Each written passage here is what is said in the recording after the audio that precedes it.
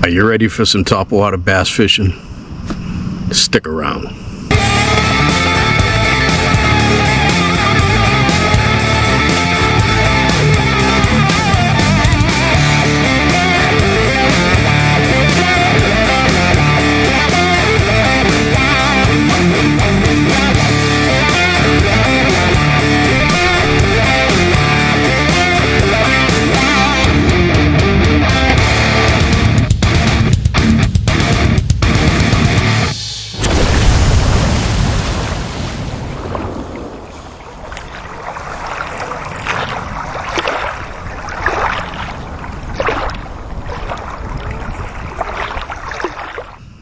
Hey folks, Keith here at Chicken Thigh Fishing. And we're gonna hit some topwater. It's been thunderstorms all day. A lot of pads, a lot of grass.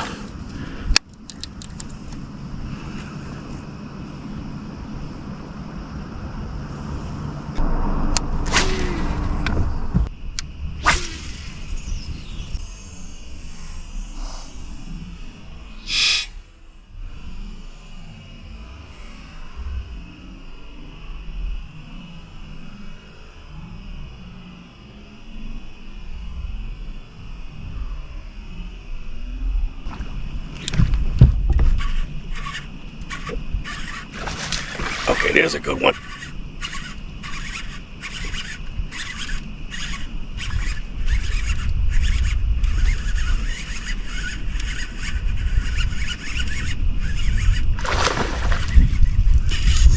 Oh, I got him way in the grass.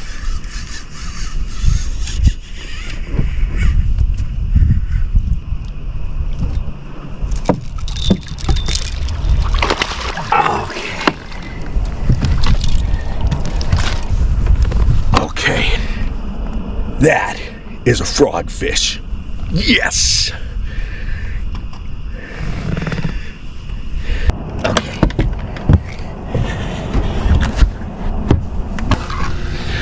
Whew. Well, that's what we came out here for. Look what he did to that frog. That was awesome.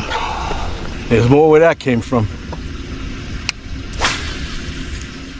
You know, it's nice when it's just like you drew it up. About an hour ago, I said it's going to stop raining. I looked at the radar, said I'm going to go up to throw a frog in the pads. That was like my fourth cast, and as soon as that thing hit the water, I must have landed it on top of him. That fat boy just bashed it. He's going to go 5 pounds. That was awesome. Wonderful frog hit. Ooh, I just got another hit. He didn't get it though. Get a lot of misses on frogs. Some people say it's because sometimes bass will go up and try to smack something and stun it before they eat it. I don't know that to be true, but it sounds reasonable. Now I'm casting into some very thick pads and reeds and weeds here. I'm using a heavy rod and I'm using heavy line, 65-pound braid, because when that big fish grabs a frog and goes down in that garbage, if you're fishing with light tackle, you ain't getting them in. 65-pound braid, it cuts through the vegetation. I mean, it's still tough to get them through. That was not easy to get that big fish through those pads.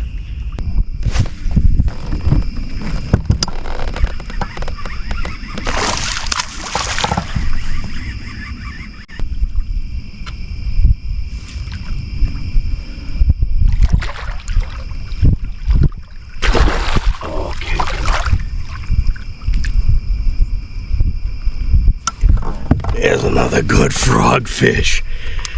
Woo hoo hoo hoo. Oh, he torched that. There's a big fish. Nice. Ate up that frog. Yes, sir. He blew that up.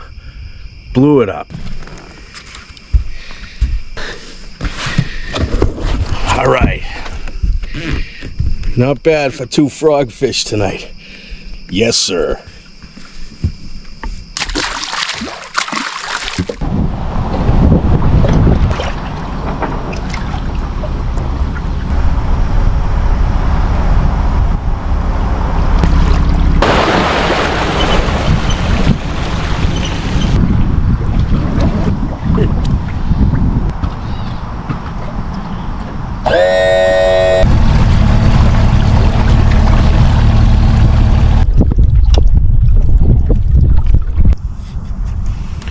So we got 2 real good fish last night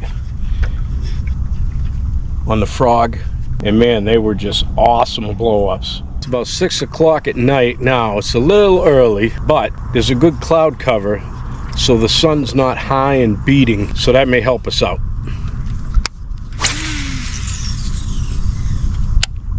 This is the ideal setting right here to throw a frog. Tall grass, tall reeds, a lot of pads, just a lot of cover for the bass to hide out in and wait to just smash a frog that comes swimming by on the surface. And that's what we're trying to simulate. According to conventional wisdom, it's always better when you can have a calm surface for topwater. Pretty breezy out on the lake today, but even when there's a little breeze, usually the reeds and the pads create calmness. You know, it deflects the wind and you still have calm like you see here in the pads. But, you know, that being said, I think I have my most luck on calm water, definitely, when it comes to topwater fishing, regardless of what type of topwater lure you're using. But I will tell you this, that's definitely not an end-all be-all, because I have caught plenty of good fish using topwater on choppy, windy water. I had one instance that I'll never forget, that I was using one of my favorite topwater lures, a pompadour. I was bank fishing at a reservoir, and it was windy. The wind was hellacious that day. And I don't know what made me do it, but I said, I wasn't catching any fish, and I said, you know what, I'm going to do the complete opposite of what I would normally do. And I tied on my pompadour, and I threw my pompadour, and when I'm telling you it was windy, I mean there were white caps. It was windy. And I ran my pompadour through the white caps, and wouldn't you know it, a bass hit it. And then another one, and then another one, and then another one. I ended up catching pretty close to 10 bass, and some really good ones, pulling a pompadour topwater over the waves. Never saw anything like it. So for me right there, I learned something there. It's just something about topwater fishing. It's exciting because you get to see the strike, and a lot of times you're getting real hungry, real aggressive fish that are willing to come up and smash something. And you know, a lot of times you're getting big fish, regardless of what kind of topwater lure you're using, whether it's a frog or a rat, a pompadour, you know, some type of wake bait, a snake, buzz bait. I mean, they come up and they just blast them when they are hunting for them. And a lot of times you can see the strike, which is one of my favorite. You can see the impending strike, which is one of my favorites. Like if you cast, say, 4, 5, 6 feet out from shore along, like, say, a rocky shoreline, for example, a lot of times those bass are tucked up in the rocks, just like they are at night when we catch them. And in shallow water, you can see that bass coming out like a shark. Sometimes his dorsal fin or his top of his body is out of the water, and you can see it coming, and that anticipation, I mean, it only lasts 2 seconds before he gets there, but boy, is that fun to watch. You see him come out, you can see him waking across the top of the water, and then he bashes your bait. I tell you what, man, that's good stuff right there. Of course, that's a little more difficult to see at night than it is during the day. But as far as daytime goes, you have just as much luck on topwater in the day as you do at night. Although I would say you probably have better luck when the sun isn't high and beating down. It's not 1,000,000 degrees out. Up this way anyway, in New England. You know, you get a good cloud cover like you have today, some shade. That's where I find my best topwater fishing. My best daytime topwater fishing. All right, I'm gonna move around the corner here. I got a whole massive expanse of pads I can and reeds I can hit here. We're not hitting anything right here. I'm gonna go around the corner, see what we can find over there.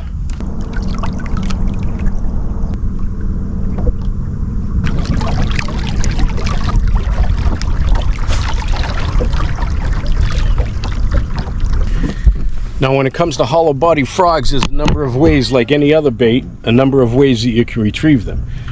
You can retrieve them constantly and drag them across the water. You can pop them, give them a little pop, let them sit, let them sit. You can let them sit for a long time, just give them a little twitch. You know, you just vary your retrieve on it and the way it looks on the top of the water, and usually you figure it out.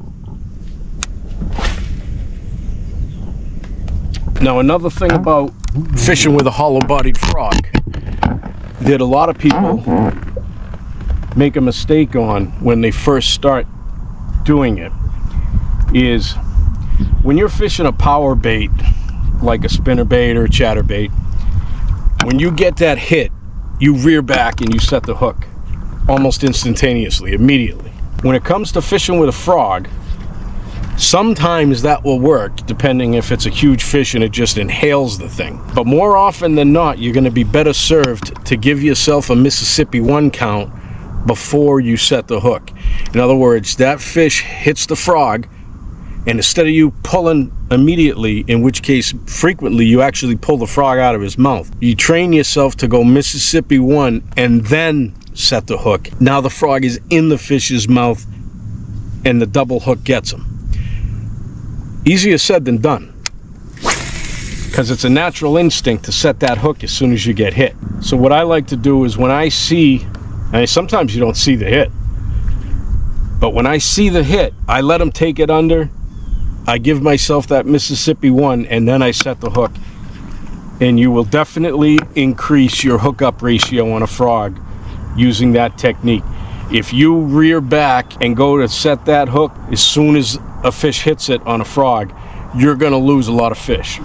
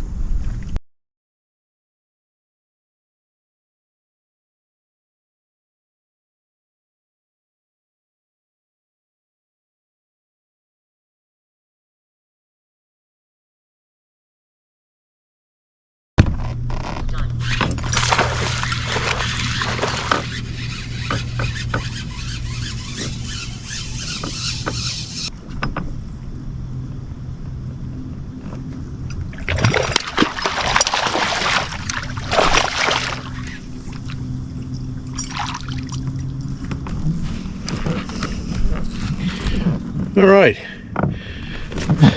that was a good spinnerbait fish.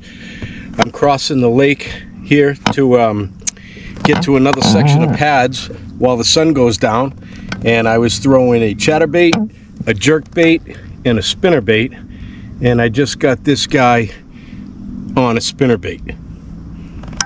Nice fish.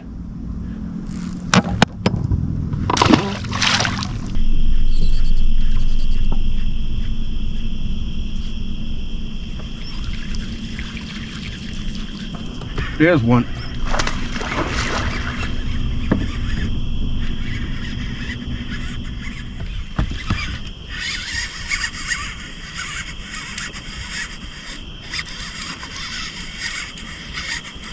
Wow. He's either got weeds on him or he's bigger than I thought. Oh, that's a good fish. No. Yeah. All right. All right. That is a frog fish. Look at him. Took that whole frog in. Nice. It's a solid 3-pounder. Strong. Yes, sir. Nice. Yes, sir. All right. Got a frog fish.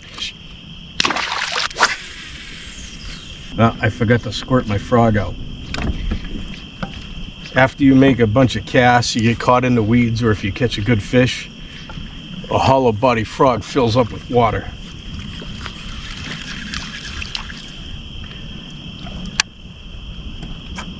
Gotta squeeze it out.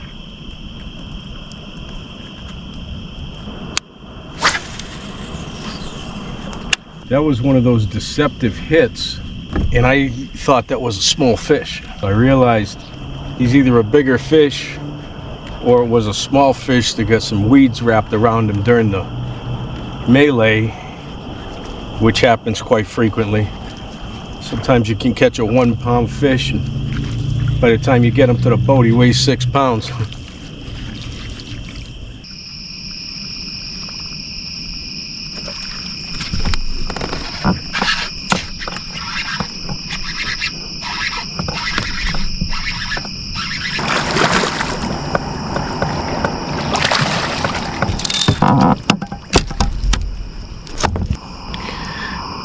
Nice one.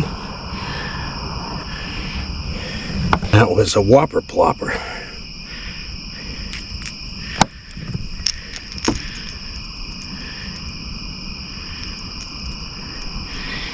And I casted that out a mile, and that guy took it as soon as it hit the water, and he was so far away I thought that was a donkey. It took me a while to get him in, but Whopper Plopper, big time, nighttime top water bait. You know, when these came out, I don't know what I thought it was some kind of gimmick or something. I didn't like the name, kind of goofy. Well, let me tell you something, I'm a believer. You know, all the different top water baits all have their different advantages and disadvantages. I'm, you know, thinking of that as I'm throwing this Whopper Plopper. You know, Whopper Plopper has a couple of significant advantages. Number one, fish just destroy them.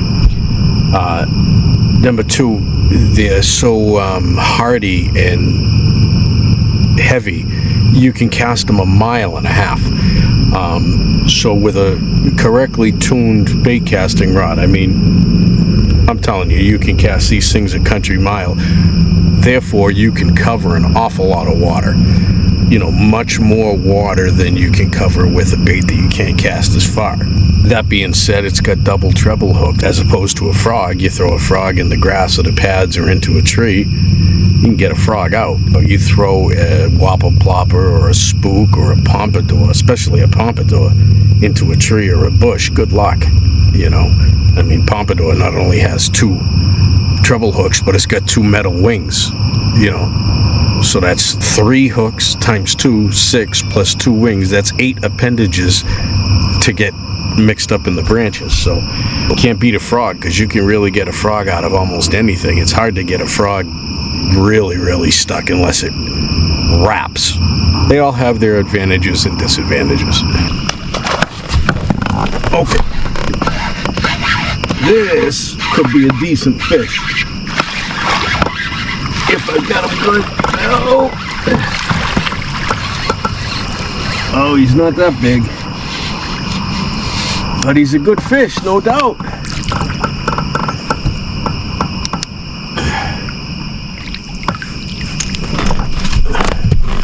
I threw that into some grassy area, which can be self-defeating if you catch it all up in the grass.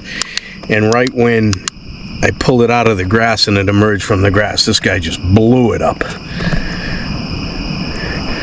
Small fish, but man, he hit that with a vengeance. Love me some top water.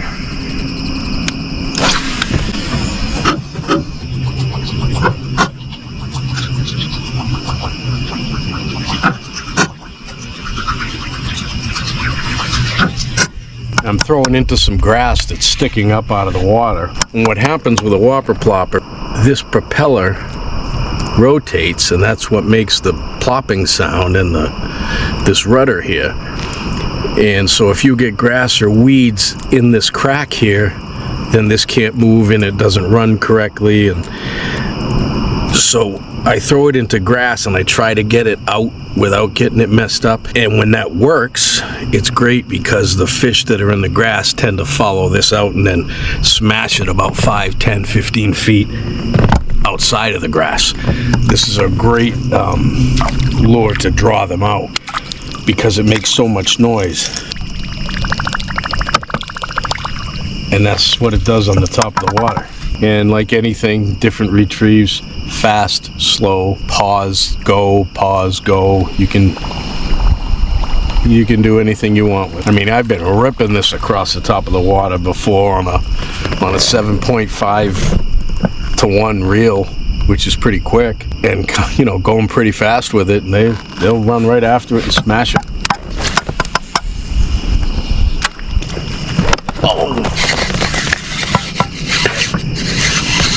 Oh, that worked like a charm. I threw it into the grass and it got caught up, but I was able to shake it free. Fortunately, it was clear that he followed it right out from there. They aggressively hit these lures. And that's the fun about it. When he hit that, I thought that was a big one.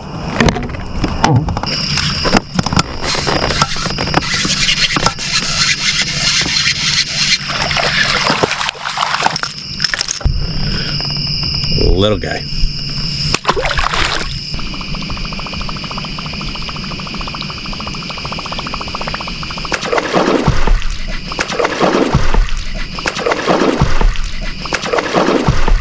Oh yeah! Oh, come on! Come on, baby! Whoa. Oh, that was awesome. That was awesome.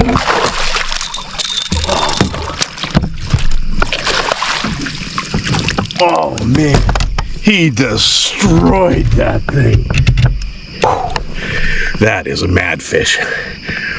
Oh man, he absolutely destroyed that Whopper Plopper. Whoa, whoa. He is not a happy camper. Wow, beautiful fish. Oh, what a way to end the night. I'm right at the boat ramp, and he was right in front of the boat ramp. Always cast the boat ramp before you go in. Nice fish. Yes, sir.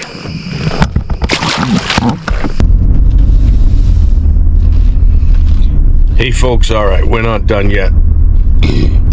I didn't get as many frogfish as I wanted to, so we're gonna head back. It's about 4 o'clock in the morning now, and we're gonna throw that frog at first light, see what happens. So we're on the way now, and I'll see you back on the water. It's hog time. The sky is just starting to turn. It's still. The only noise is traffic on a main road that goes by this pond. So, it could be on. Let's hope. The sky's turning, and, you know, I don't know that we'll hit a feeding frenzy, but when I'm doing this, I like to say I'm fishing for one fish. So I hope we get that one fish.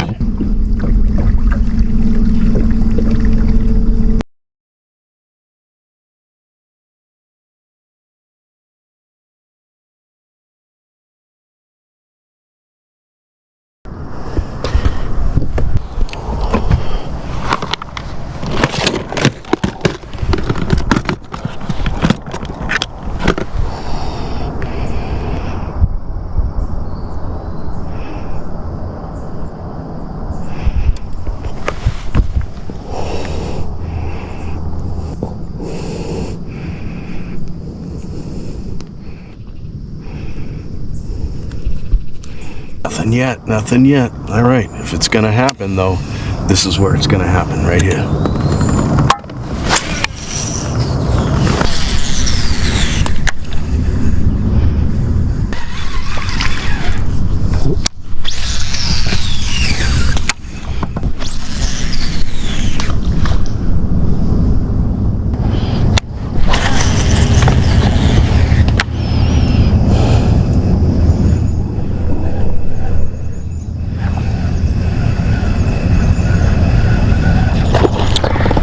There we go. Okay, that's the one we were waiting for, boys and girls. That's the one we were waiting for.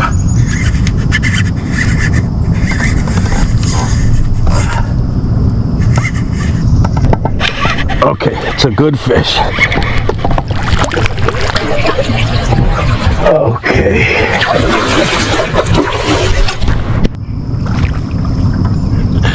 Stay on. Stay on. Stay on. Get in my net. Get in my net. Oh, yeah! That is the one we were waiting all morning for.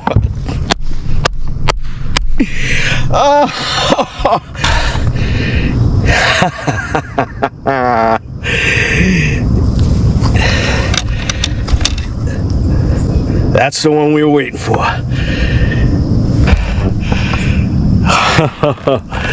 One fish. That's what we were fishing for. Yes, sir. We did pretty good. We hit him on the frog. We hit a couple of big ones. And then after nightfall, we stroked him on the Whopper Plopper. And then we came back for first light. And there was no feeding frenzy going on like I thought there might be, because it was perfect conditions for that frog. And we went around a good section of the perimeter of this pond, and we knew we were fishing for one fish, and boy, did we get it. That was a healthy boy right there. I hope you enjoyed being with us. I had fun. I hope you had fun. As always, I learned something. I hope you learned something. I look forward to your comments, your questions. That was some fun fishing. I mean, top water is just fun fishing. We had some really good blow-ups. So, again, I hope you enjoyed it. Thanks for joining us. Thanks for sticking with us on Chicken Thigh Fishing. We'll see you next time. And until then, stay fishing, my friends.